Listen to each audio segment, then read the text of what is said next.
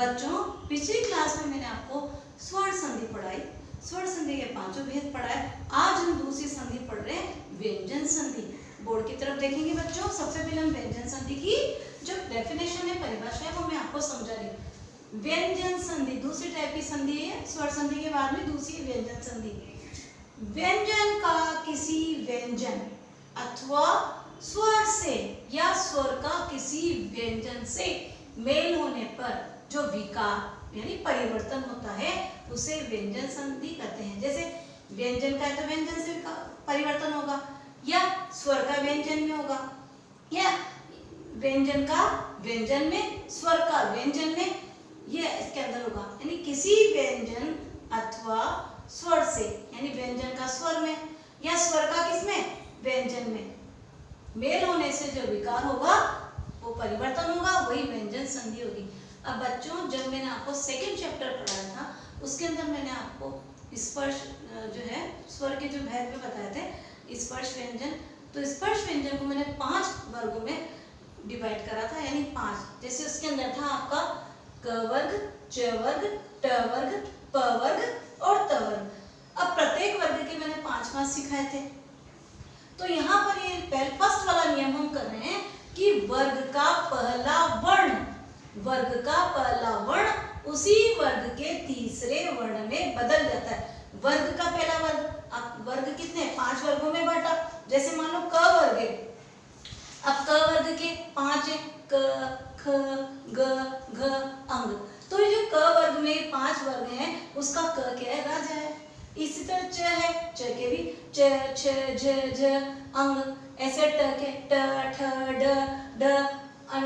इसी प्रकार ये सबके हैं। तो ये जो वर्ग का पहला किसमें बदलेगा बच्चों, तीसरे में, तीसरे उसी वर्ग के तीसरे में। अब जैसे क है, ये क किसमें बदलेगा, ग में। इसी तरह च देखो, च किधर जाएगा, ज में बदलेगा। और ये ट है आपका तीसरा कौन सा हो रहा है, ड में बदलेगा। और प जो है आपका बदलेगा ब में, और त किस में बदलेगा, द में। यानी वर्ग का पहला वर्ण उसी वर्ग के तीसरे वर्ण में बदल जाता है। अब हम संधि के जो कुछ एग्जांपल है उससे मैं आपको समझाऊंगी तो आपको और ज्यादा क्लियर हो जाएगा।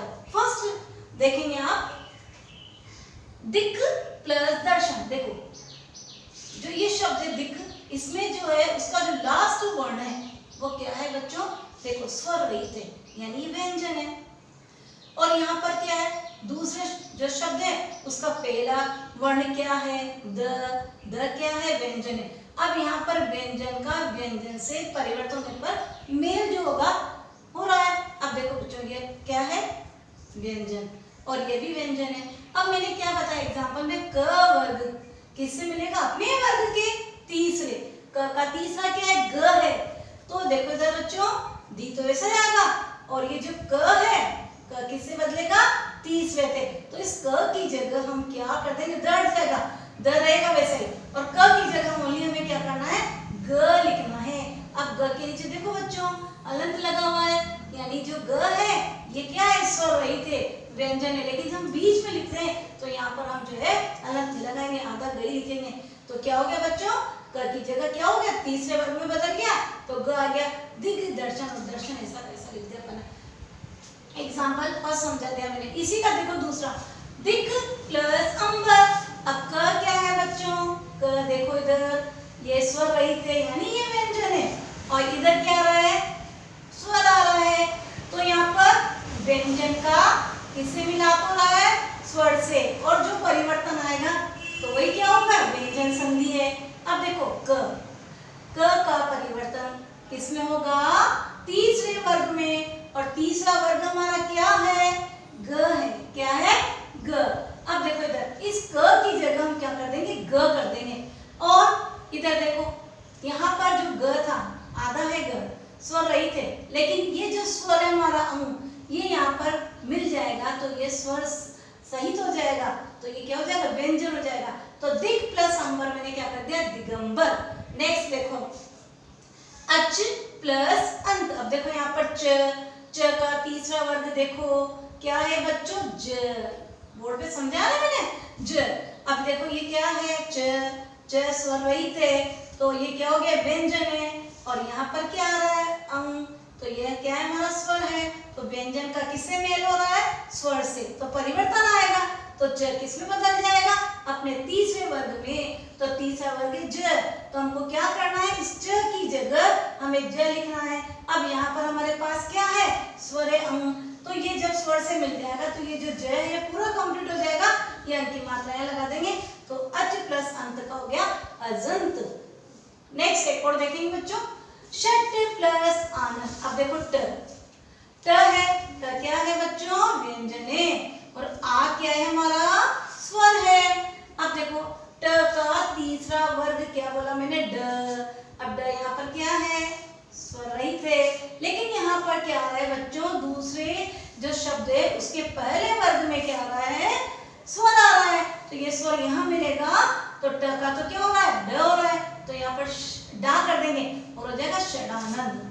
नेक्स्ट देखो बच्चों, जगत प्लस ईश। अब देखो त वर्ग, बोर्ड पे देखेंगे आप, त का तीसरा वर्ग क्या है, द है।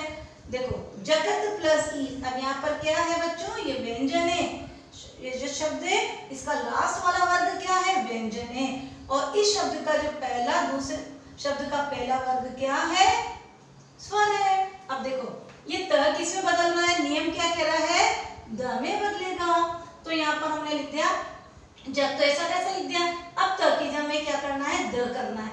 अब द देखो बच्चों, द स्वर रहित है, लेकिन ये ई इसमें जाएगा तो ये स्वर सहित हो जाएगा, तो यानी ई इसमें मिल गया, तो हो गया जगदीश। नेक्स्ट देखो, सत्य प्लस धर्म, ये क्या हो गया, अब देखो ये त, अब त का क्या होगा, ध में बदलेगा, तो यहाँ पर द आ जाएगा, ठीक है। अब ये भी व्यंजन है और ये भी व्यंजन है, तो हमें कोई परिवर्तन नहीं करना, बस इस त की जगह द करना है, और द क्या करना है, हमें हलंत लगाना है, और हो गया सद धर्म हो गया। बच्चों ये मैंने इसका फर्स्ट नियम बता दिया, अब इसका जो सेकंड जो नियम है वो मुझे आपको बता रही हूँ। Look at the black board बच्चों, फर्स्ट नियम मैंने समझाया, इसी व्यंजन संधि का सेकंड नियम देखो, त प्लस च है, तो क्या हो जाएगा, आधा च और च बन जाएगा। यानी कहने का तात्पर्य है कि जो त है, ये त आपका क्या है, व्यंजन, स्वर रहित है ना, और ये भी क्या है, व्यंजन है, तो ये त की जगह में क्या करना है, च करना है, मुझे कुछ भी नहीं करना, त की जगह क्या हो जाएगा, च हो जाएगा, एक च और बन जाएगा। जैसे मैंने एग्जांपल दे रखा है आपको, शरत प्लस चंद्र। अब देखो बच्चों यहाँ पर क्या है, त और च है, अब नियम क्या कह रहा है, त और च आ रहा है, तो ये जो त है इसकी जगह ओनली क्या करना है, आपको च लिखना है, स्वर रहित, यानी आधा च लिखना है, शरत चंद्र हो जाएगा आपका। इसी तरह को त और छ आ रहा है, फर्स्ट त और छ मतलब प्रथम शब्द के अंतिम वर्ण क्या आ रहा है हमारा, त आ रहा है, और दूसरे का क्या आ रहा है, दूसरे शब्द का जो है अंतिम प्रथम जो अक्षर क्या आ रहा है, छ आ रहा है, तो नियम क्या कह रहा है आपका, च त और छ दोनों मिलके आधा च और छ बनेगा। ओनली आपको कुछ नहीं करना बच्चों, इसमें ये जो त है इसकी जगह क्या करना है, आपको च करना है, क्या करना है, च करना है, बस। को ये छ तो ऐसा कैसा रह जाएगा, छात्र वैसे लिखना है, ओनली कुछ भी नहीं करना आपको, ये जो च है इसको अपन को एक च और लिखना है यहाँ पर। दूसरा देखो, त प्लस ह आ गया तो दद हो जाएगा। अब आपको क्या करना है, देखो प्रथम शब्द का जो लास्ट शब्द वर्ग क्या है, त है, अब त क्या है बच्चों, ये व्यंजन है क्योंकि स्वर रहित है। अब इसके बाद में इसमें क्या आ रहा है, दूसरे शब्द में क्या आ रहा है, ह आ रहा है, आपको क्या करना है, इस त की जगह क्या करना है, दद करना है, तो आपको क्या करेंगे, ह की जगह क्या हो जाएगा, द हो जाएगा, तो हो जाएगा उत प्लस हा का क्या हो जाएगा, उद्धार, क्या हो जाएगा, उद्धार, क्योंकि यहाँ पर त और ह है तो क्या है, दद करना है, द और ध करना है, तो यहाँ ह की जगह क्या हो गया, आपका ध हो गया, और इस त की जगह हमने क्या कर दिया, द कर दिया, और आ जो आ ही रहा है, उद्धार हो गया। ये सेकेंड नियम। थर्ड नियम देखो, यदि स से पहले, क्या बोला, यदि स से पहले आ के अतिरिक्त, तो कह रहा है स से पहले आ के अतिरिक्त तो कोई दूसरा स्वर आ गया, तो जो स है उसका श बन जाएगा, स से सपेरा की जगह क्या हो जाएगा, श से षटकोण हो जाएगा। यदि स से पहले और आके अतिरिक्त कोई दूसरा स्वर है, एग्जाम्पल से समझ में आएगा आपको, वी प्लस सम। अब स से पहले वी आ रहा है, आ तो नहीं आ रहा है, इसमें दूसरा स्वर आ रहा है। अब क्या करेंगे बच्चों, हमने क्या बोला, इस स की जगह क्या हो जाएगा, श से षटकोण हो जाएगा, कुछ नहीं करना। तो v प्लस सम का क्या हो जाएगा, विषम। अब देखो बच्चों, इस स से पहले आ तो नहीं आ रहा, उ आ रहा है, उ आ रहा है, क्योंकि स पे उ की मात्रा लग रही है, उ स्वर आ रहा है। तो हमें इस स को हटा के क्या करना है, स से लेटा लेटा पाकर श से षटकोण कर देना है। तो सु प्लस समा का क्या हो गया, सुषमा। नेक्स्ट देखो थर्ड नियम, यदि र से पहले र आधा है, ये र में व्यंजन है, र में क्या मिला हुआ है, स्वर मिला हुआ है, और यहाँ पर ये क्या है, स्वर रहित है। यदि र से पहले र हो, यानी ये स्वर रहित हो, और र से पहले जो ऋस्व स्वर हो, तो ऋस्व का क्या हो जाएगा बच्चों, दीर्घ स्वर हो जाता है। जैसे ये देखो नीर प्लस रस। अब देखो इधर, यदि र से पहले, ये र है, र से पहले र आ रहा है, क्या आ रहा है, स्वर रहित आ रहा है, तो क्या करेंगे, इसके पहले क्या आ रहा है, क्या आ रहा है, नी में क्या है, ई है, तो ई क्या है हमारा, ऋस्व स्वर है। तो ऋस्व स्वर किसमें बदल जाएगा बच्चों, दीर्घ स्वर में बदल जाएगा, कुछ भी चेंज नहीं करना। तो आपको इस नीरस क्या हो जाएगा, नीरस क्या हो जाएगा, नीरस। ये र है, इसकी जगह रथ वही रहेगा, केवल बड़ी की मात्रा लग जाएगी, नीरस। एक बार उस नियम देखेंगे, यदि र से पहले र हो, देखो र से पहले ये र है, ये क्या है, स्वर रहित है, ठीक है, और र से पहले ऋस्व स्वर हो। अब र से पहले क्या आ रहा है, यहाँ पर ऋस्व स्वर, मतलब ई की साउंड आ रही है ना, नी में ई आ रहा है, ये ऋस्व स्वर है, तो क्या होगा, ऋस्व स्वर किसमें बदलेगा, दीर्घ में बदल जाएगा। तो नीर प्लस रस का क्या हो जाएगा बच्चों, नीरस। कुछ भी नहीं करना आपको, केवल ये देखना है कि र से पहले ये र आ रहा है, और इस र से पहले क्या आ रहा है, ऋस्व आ रहा है, तो ऋस्व किसमें बदलेगा, दीर्घ में बदल जाएगा। इधर देखो नेक्स्ट एग्जांपल, नीर प्लस रव। अब देखो यहाँ पर फिर इस र से पहले ये र आ रहा है, ये र क्या है, स्वर रहित है। अब स्वर रहित है, इसके बाद में अपन को क्या करना है, इसके पहले क्या आ रहा है, ऋस्व स्वर आ रहा है, तो ऋस्व को किस में बदलना है, दीर्घ में बदलना है। तो नीर प्लस रव का क्या हो गया, नीरव।